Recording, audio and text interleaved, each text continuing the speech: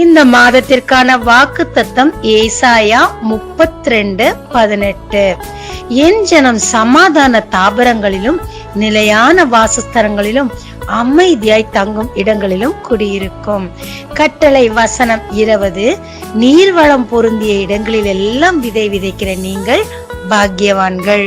பெரிய மாளிகை, சாப்பிட விதவிதமான பொருட்கள், போக வர காரு, இவ்வளவும் இருந்தும் சமாதானம் இல்லாம சண்டையும் சச்சரவும் வியாதியோடு இருக்கிற வாழ்க்கை ஒரு வாழ்க்கையாங்க. சமாதானத்தை விட பொக்கிஷம் ஏதாவது இருக்கா என்ன? ஈசாக்கு ஒரு இடத்துல விதை விதைக்கிறாரு, நல்ல பலன் தருது. ஆனா சுத்தி இருக்கிறவங்க பொறாமையில பிரச்சனை பண்றாங்க. இல்லன்னு சொல்லி இவர் திரும்பி போராடிட்டு நிக்கல, அடுத்த இடத்துக்கு போறாரு. அங்கேயும் விதை விதைக்கிறாரு, அங்கேயும் பலன் அளிக்குது, அங்கேயும் பிரச்சனை. கடைசியா அமைதியான இடங்கள்ல அவர் விதை விதைக்கும் போது அது 100 பலன் கொடுக்குது. அப்புறம் அவரை பகைத்தவங்க எல்லாம் அவர்கிட்ட வராங்க. தூத்து போன எல்லா துறவுகளையும் அவரை திரும்ப திறக்கிறார் இல்லைங்களா?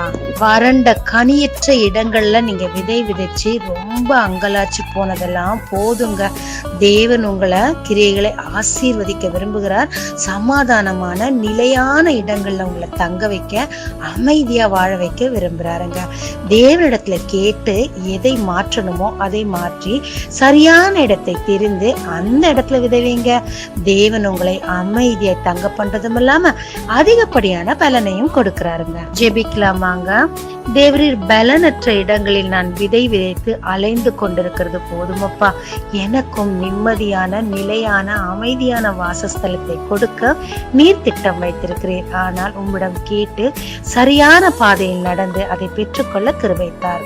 இயேசு மூலம் பிதாவே, ஆமென். இயேசு கிறிஸ்துவின் நாமத்தில் இந்த நாளில் உங்களை ஆசீர்வதிக்கும் ஜீசஸ் விஷன்.